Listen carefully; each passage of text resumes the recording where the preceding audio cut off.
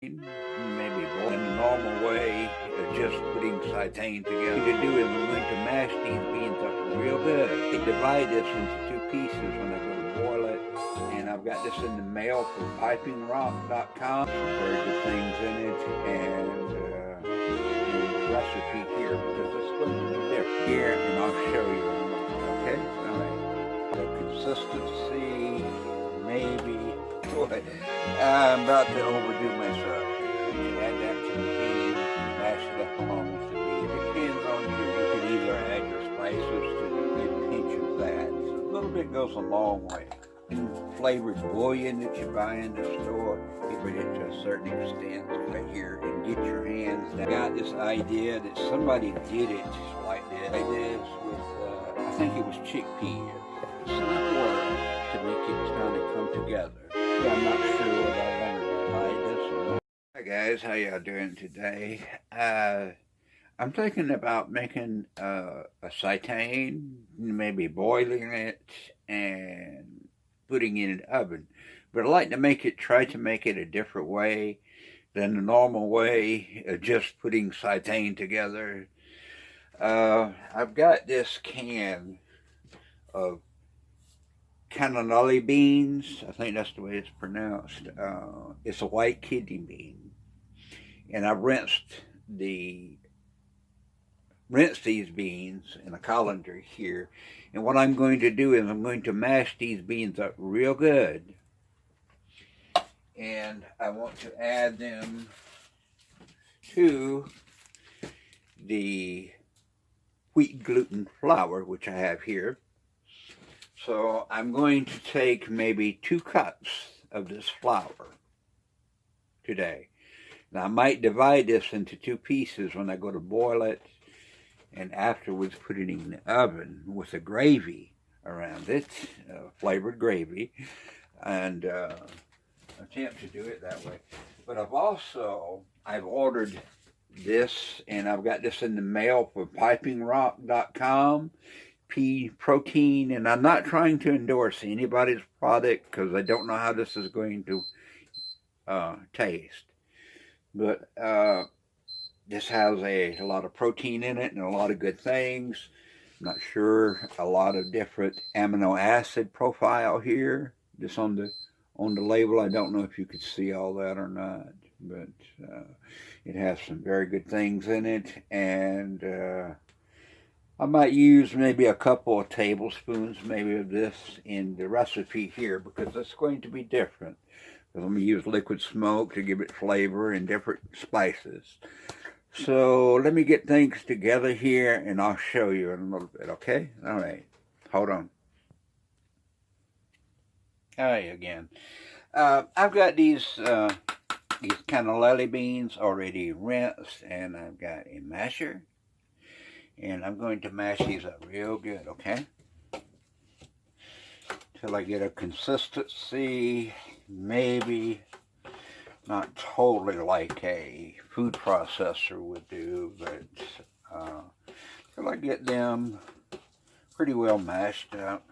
And here's what I'm doing here. Sure, let me see if I can get this down a little bit. Maybe you can see what I'm doing here. Maybe a little bit, okay, till I get these about a consistency that I want here. It's not blended up into a liquid type thing. So I'm going to show you here.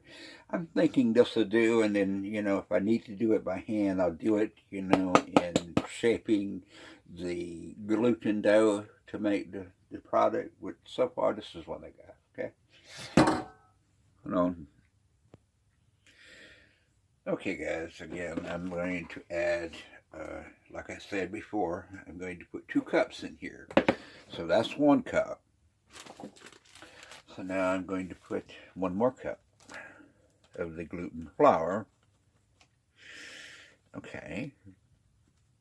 What I want to do is get all the dry ingredients together and blend them up with a egg beater type thing. Here, get this, put this up. Okay. we want some salt in this to get it flavored. So now I've got this, and we're going to get something here. Let me put this out the way. And I'm going to put, no, not yet. What I tell you what, I'm about to overdo myself here a little bit. Let me get some of the dry ingredients together and put in here first. Okay, we're going to use 2 helping tablespoons of the pea protein. So we'll get that in there. And let me get a few spices here and get some salt in here. And I guess you can kind of judge this the way you want. I'm not going to measure it to the spices, so I'm just going to put it in here. And maybe into the broth water as well. So, let's see. Some onion powder.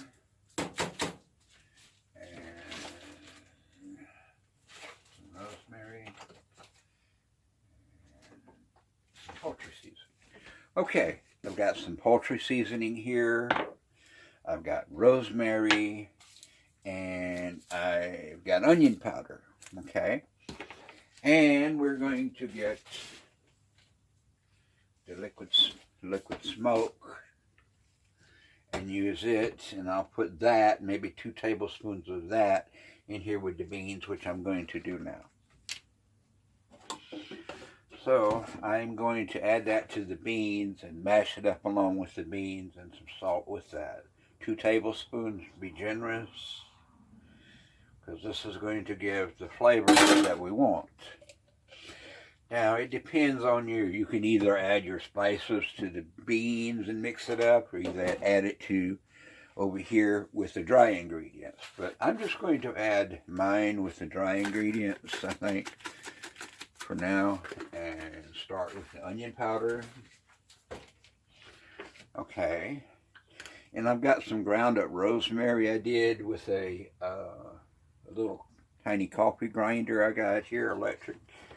So I'm going to use a good pinch of that. So a little bit goes a long way. Okay, now we've got the poultry seasoning, which I'm going to put in here. And you probably wonder why I'm using poultry seasoning to give it that kind of chicken flavor, maybe, that people crave so much. One other thing I might put in there to kind of assist with that is parsley. I don't have ground up parsley, but I've got this parsley, so I'm going to use that also in here.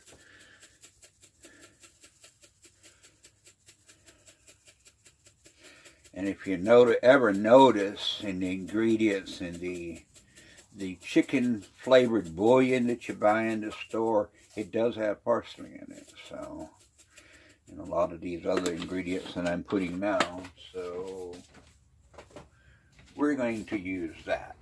Okay. All right, hold on and I'll get everything mixed together and show you. Okay, here's what I've done. I've already added the bean mixture here.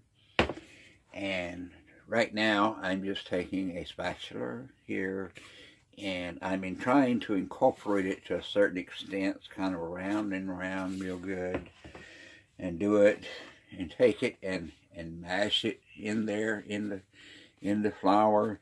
But I think about the best procedure is to do it. Use these 10 digits right here and get your hands down into the mixture and mix it real good. But make sure those 10 digits are very clean, by the way. Okay. So this is what we'll do. Okay. All right. Let me see if I can get a little. All right. Now I'm going to make sure it's mashed in there real good. That's why I said you can mash it up with the potato masher.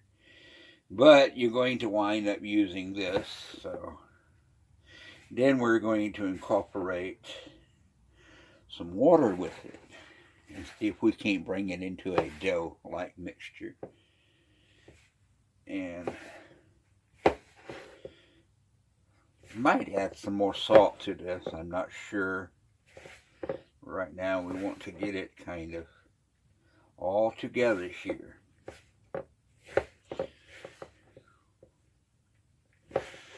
And I think by the time I get finished, it's going to need some water, but it's not going to need that much water. So this is kind of bringing into a dough with a kind of meaty, light texture. I don't know if you can see that or not. Let me see if I can show it to you real close. If you can see that, how it is, it has kind of graininess. And the reason I got this idea that somebody did it like this, doing a video on YouTube, they did it like this with, I think it was chickpeas. But I was thinking that any type of white bean would probably do it, depending on your preference maybe. So we're going to try it like this. So,